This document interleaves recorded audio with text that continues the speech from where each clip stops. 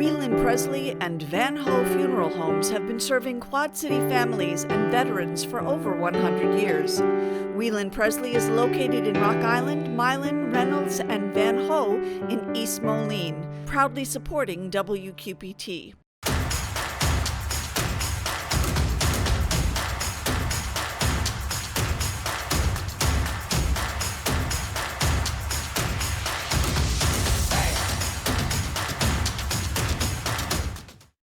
Alternatives is a proud supporter of WQPT and has been serving our community for 40 years. Alternatives provides professional guidance to maintain independence and quality of life for older adults and adults with disabilities. Feeding kids when school is not in session, and a book that's a bucket list for people to do before they die in the cities.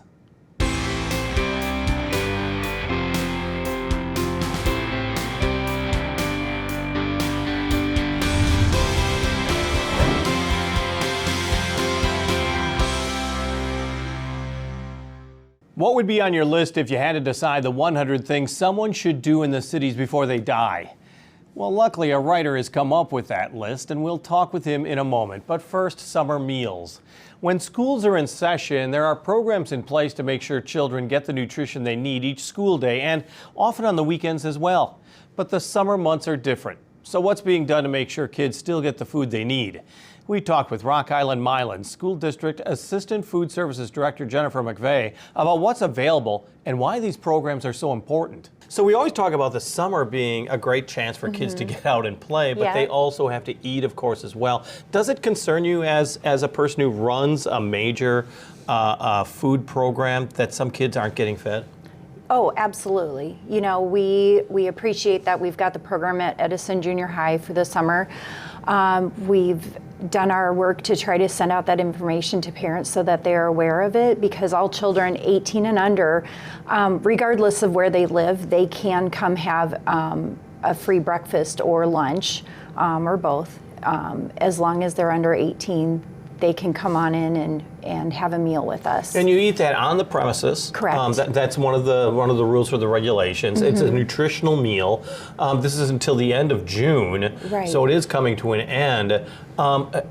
How many people are coming in? I mean, do you see people actually using the program? We do. We are hosting summer school, so we do have students who are currently in the building, but we have seen families who are enrolled in maybe some of our elementary schools. They are taking advantage of the program as well. So, what type of foods are there? I mean, you're talking about breakfast and lunch. Yes. So we are offering things that we offer throughout the school year. Breakfast items include entrees like cereals, Pop-Tarts, juice, fresh fruits, milk, of course. And then at lunch, there's chicken sandwiches, there's pizza, mozzarella sticks, again, fruits and vegetables, milk, things like that. In years past, I mean, what would it be? The kids would just not get anything in some cases. Yeah, at one point, you know, when programs weren't offered, it could be challenging to the families. And so with us having that program, we hope to alleviate some of that financial burden. Because during the school year, our district is CEP, Community Eligibility Provision, which is no-cost meals to our families in our district, and we're glad that we're able to offer that during the summer as well. All right. When you're talking about education, you want people to be healthy both in the mind and in the body as well. Tell me a little bit about the studies that you know of as far as nutrition and the impact it has on child development as well as education. Sure. Well, having that healthy snack or a meal really does help. Within 30 minutes, studies have shown where it increases focus. So testing comes up, you know, that should help them focus, get better test scores. Also just attention inside the classroom improves, so there's less disciplinary issues. Absolutely, yeah. It benefits all children in the classroom, helps the teacher have a better, more productive day to get more learning in. And then on the physical side, by having those healthy nutrition items, it just helps their energy levels, helps moods maintain at a good pace. overall, just, it sets them up for healthy habits as they get older and, continue those type of things throughout their life. I was thinking that as well, because the junk food generation still exists, and the obesity problem is still a continuing problem. Absolutely. So we've noticed with offering those fresh fruits and vegetables with those very early kindergarten, first grade levels, their habits continue. Whereas when we were offering more of that junior high and high school, those kids weren't adapting as well. So with them learning this early on, we hope that those habits continue throughout life. Their taste buds have acquired, versus grabbing a candy bar and things like that. Yeah, the quick solution is sometimes that. And let's talk about that, because that was always a big issue, of course, in the junior high school, the middle school areas, and the high school, is the vending machines, the quick option of a soda. How have schools changed, migrated from that to offer better selections for students? We do have smart snack requirements. They have to meet calories below a certain level, same with fats, things like that. And so we're also seeing where they're not able to do, we cannot offer those types of candy bars, sodas, things like that during the school day. So we're only able to offer nutritious, value-added items during the school day. But then you'll go to maybe basketball games, baseball games, things like that. And we're seeing more options where they are offering some fruits, grabbing an apple or a banana and offering some of those things, and kids gravitating more towards water versus a soda. And you are actually seeing that to a greater extent. I mean, have you noticed, even in this latest generation, that there is this transformation of people's diets? I do see that. I see that with my own kids. They tend to like the water better. They're getting more interested in maybe some cooking skills and things like that. So just hoping that they, can be healthier versus the quick Snickers and Mountain Dew, that kind of thing. You have to help design menus throughout an entire school year. Walk me through that, because a lot of people always remember, certain foods that they had when they were kids at schools that were either really, I hated that, or I really liked that. Yeah. But you have to create kind of a whole balance. We do. We have to make sure we offer every meal at lunch has to include a fruit, a vegetable, milk, whole grain, and then a meat alternative. And then throughout the week, we have to make sure, like with a vegetable, we're offering so many green vegetables, so many red or orange vegetables, things like that. So there's definitely a pattern to it to make sure we're offering a good variety to, be sure we're doing the correct nutrition for those students. And schools have really also changed and adapted too, that you don't just have the tray that you start at one end of the line and go to the other end of the line. You're now making it more that they have a decision. They have a say in what they're going to eat. We do offer versus serve. So yes, we offer multiple choices so the kids can decide what they would like to eat, versus when I was a student, we got a tray and this is what you got. Right. Now we're offering things where the students get to choose, and then hopefully that means then they're eating those choices once they get to the table. Tell me a little bit also about regulations, because the state and federal government have strict guidelines on how you actually, what foods you do select, as you were pointing out. I mean, that's ever changing as well. Right. We have to go through, vendors have to be approved. We have guidelines as far as the nutrition intake. Can't offer white bread. It has to be at least 51% whole grain. There's calories that we have to watch, can't exceed those offerings. Milk, we're offering chocolate milk. It has to be at 1% or actually fat-free. So there are a lot of guidelines that we have to watch to make sure we are offering nutritious meals for sure. And what type of input do you get? I mean, from parents or from students? I mean, does that also dictate somewhat to what your menu is going to be? Absolutely. We can cross-check our history of how many meals were taken that particular day. So we can see the popular items and then the items that aren't so popular, and we realize maybe we better find another option. We do get input from parents. You know, they'll email us, ask us questions about what's going on, and we certainly take all those things into consideration because our students are our customer, and we need to make sure that our customer is happy within our guidelines. Well, Rock Island Milan School District is like all others where the population is so many different cultures. How does that factor into what you're doing as far as a menu plan? Well, we do have a lot of backgrounds where pork is something that they should not eat. So we do watch that, and that is an item we won't offer because of that situation. And then with special diets, things like that, there are children that, by doctor's notices, we have to watch what we're giving children. So we do make sure that there's options for those special cases as well. And it almost does come up to be an individual menu item. I mean, you really have to be careful because of some of the allergies that are out there and also the cross-contamination that could happen inside a kitchen. So we definitely watch our practices. Peanut butter is a big one. We watch how we handle that. That's always peanut butter sandwiches handled in a separate area of the kitchens. We make sure we wash those things, those items, the utensils that were used for that, we wash those last. There are tables at certain schools, depending on the severity of the child's case, where maybe they have a designated spot where they sit just because to protect them so that no harm comes their way. But getting back to the summer, this is we're getting through June, July, school starts already August 3rd. During that period of time in July, what's being offered by Rock Island schools? Well, unfortunately, our program ends in June, but families can go to the summermealsillinois.org to find out where other locations are still serving meals through the month of July. And that's, you can do that anytime, right? Absolutely. But that definitely is that stopgap. Yeah. And then how do you prepare for the new school year? I mean, when it's August 3rd? Yes, August 3rd. Yeah, that's right around the corner for you. And the rest of us are trying to push that off. Yeah. No, it definitely comes up quick. We've already been working on our menus for the year.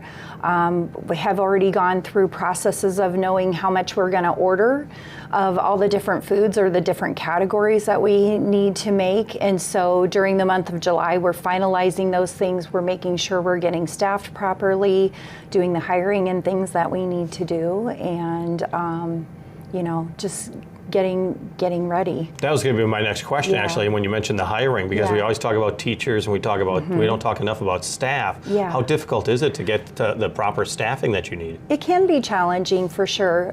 We have a lot of full-time staff, but the great majority for our school district with the nutrition program is part-time, and it's 2 to 3 hours a day. So it is very challenging to find staff who are able to commit to only 3 hours a day, because if somebody needs to work, generally they need full time. But we get people who maybe are able to stay at home with their children during the school year, but want something to do for themselves while their kids are in school. We hire on retirees that aren't ready to just retire. They want to be active and still, doing something to contribute. So we've got all walks of life that come through our door, and we're certainly always taking applications for that, because we do have several buildings, 9 elementaries, 2 junior highs, a high school, and alternative schools. So we have plenty of spots. And when the school year does start, I mean, you're going to have school time programs as well. What is offered? Because it's not just breakfast and lunch, right? You sometimes have take-home packs for weekends? They have done that in the past. Okay. This past year we did not. We did a lot of that when the pandemic hit with 2020.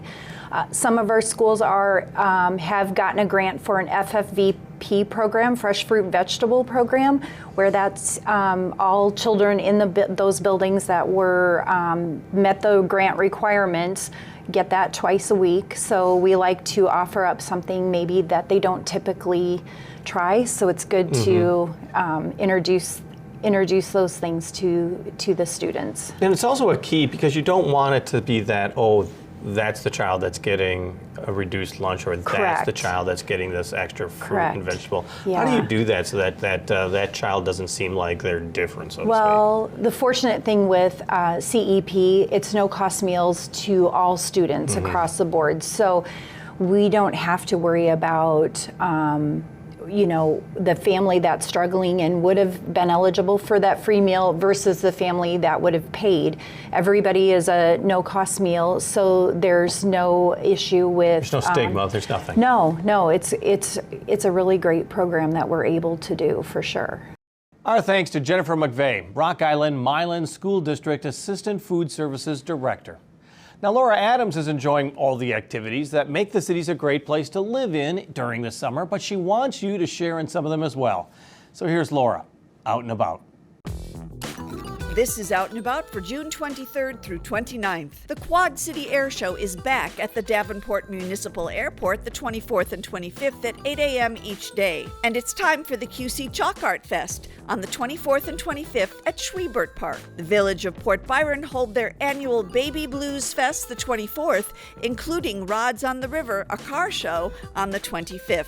The Clinton County Fairgrounds in DeWitt hold a flea market antique collectible show the 25th from 8:30 to 3:30, and Bishop Hill hold their Midsummer Music Festival on the 24th and 25th. Or pick up some treats at the Summer Makers Markets at Iron and Grain in East Moline on the 24th. The annual Bluegrass Fire Department Car Show and Pancake Breakfast kick off at 7 on the 24th. DeWitt's Lincoln Park hosts Tunes in Town the 27th at 6, while Lincoln Park in Rock Island present the Starlight Review Concert Series on the 27th.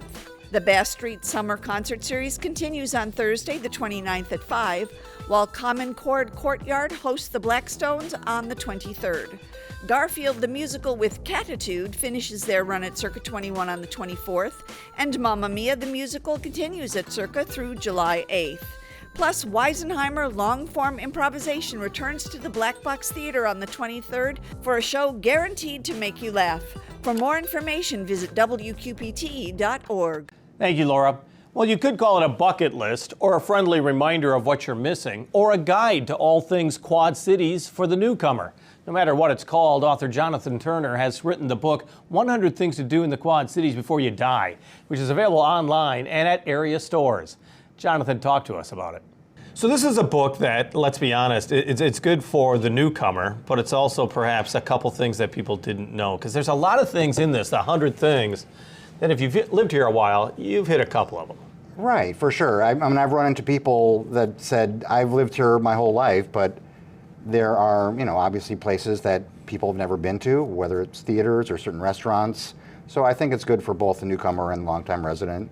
You got a lot of things to do to check off your bucket list. Buckets on the cover there. Exactly. So I think it has a double meaning. This is their part of a national series. So I think the bucket is before you die, before you kick the bucket, plus check it off your bucket list.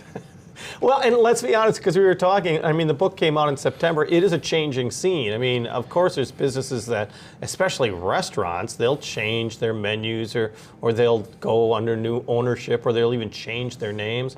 There's always going to be some change in the book. Right. So I had to write it. I have to finish it last May of 2022.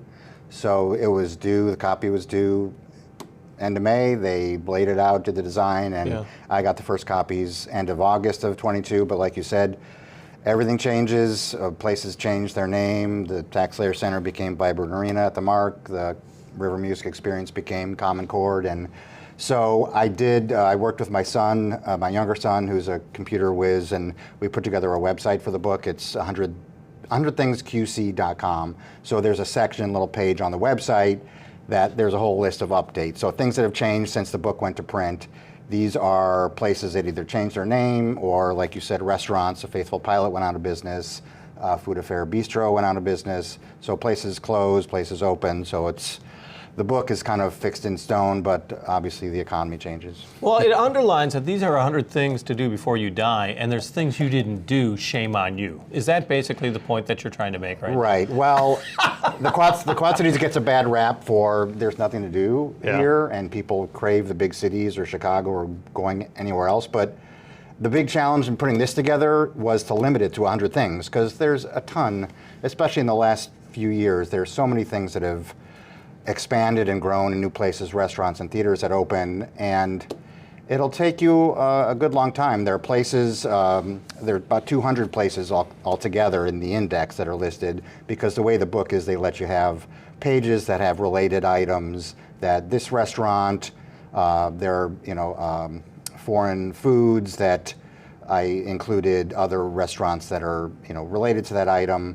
So yeah, shame on you if you can't if you can't find stuff to do, because it was really a challenge. I worked with Visit Quad Cities to create the list in the first place. Yeah, and let's be honest, I mean, we've both been around the block a couple times, so I mean, a lot of the things that are in this book I'm familiar with. But sometimes you realize I'm familiar through reputation and haven't necessarily gone there. Right, right. You know what I'm saying? Or you may tell friends, sure. yeah, I've been there and I wasn't really there. I mean, it's kind of a neat little list of, like you said, a bucket list, even if you've known it by reputation.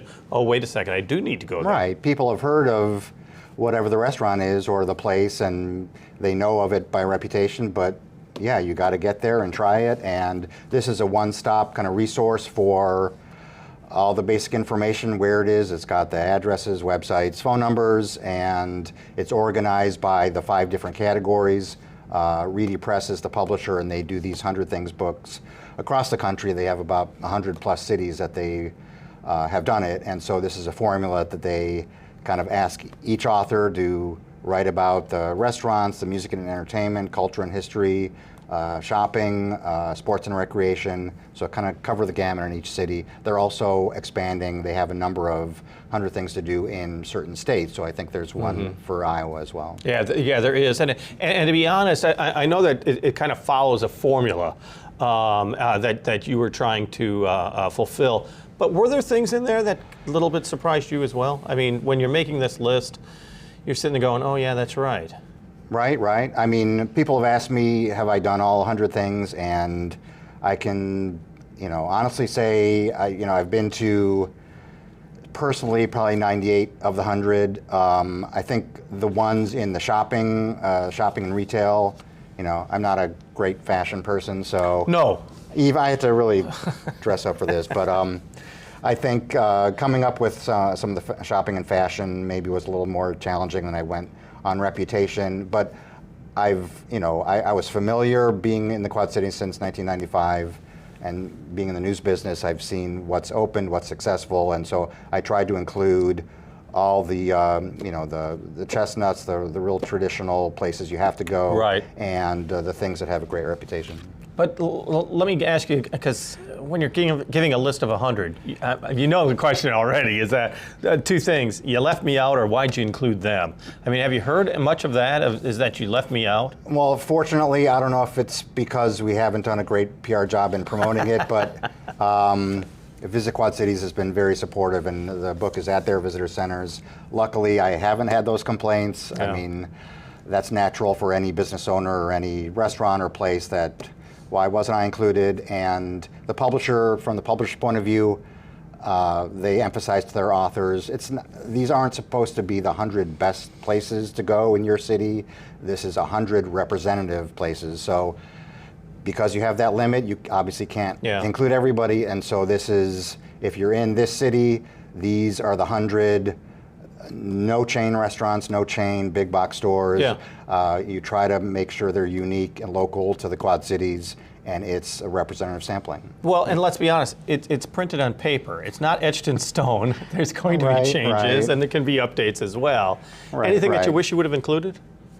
Or anything even new since you published that? It's like, because you must somehow be thinking now when a new hotspot opens up, or a new festival starts, you're going, oh yeah, we can add that in the next edition. And the festivals are not places necessarily. I mean, they're great things to do that are specific, events in the Quad Cities. And I don't know. I think I did mention one of my favorite places is right downtown Moline, the Syndicate Pub, right in the Access Hotel on Fifth Avenue. Absolutely and beautiful.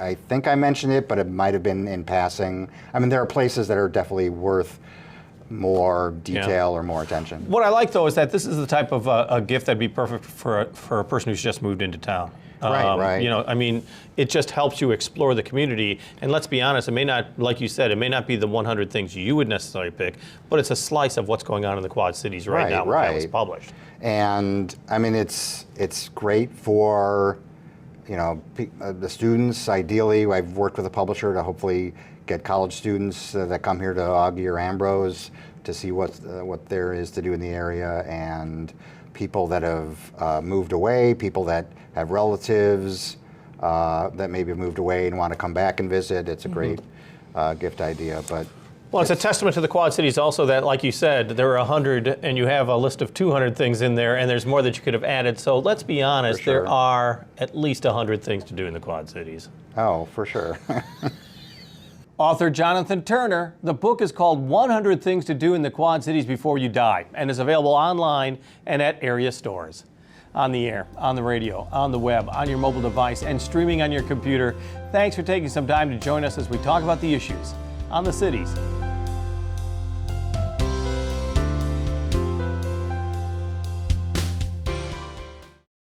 Whelan Presley and Van Ho Funeral Homes have been serving Quad City families and veterans for over 100 years.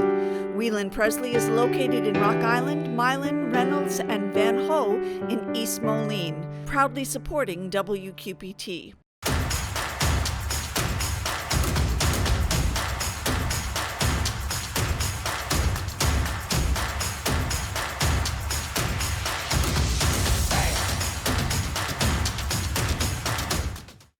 Alternatives is a proud supporter of WQPT and has been serving our community for 40 years.